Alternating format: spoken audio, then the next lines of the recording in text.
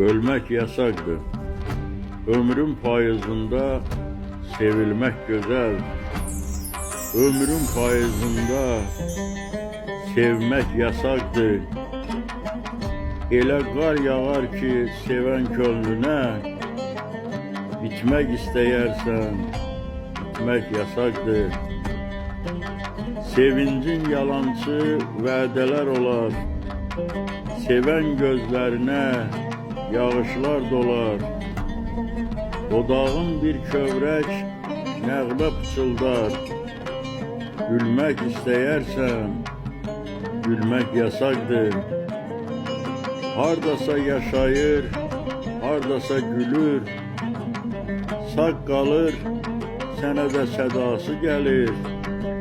Tox mudur, ac mıdır, görən nə yeyir?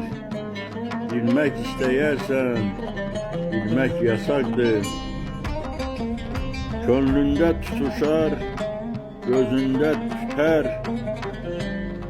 Hayana dönersen yolunda biter. Sabah da, akşam da yüreğin ister. Görmek istəyərsən, görmek yasaktır. Ona ne yüreğin sınık sınıktır. Onsuz bütün dünyan kırık kırıktır. Deyirlər torpağın yüzü soyuktur.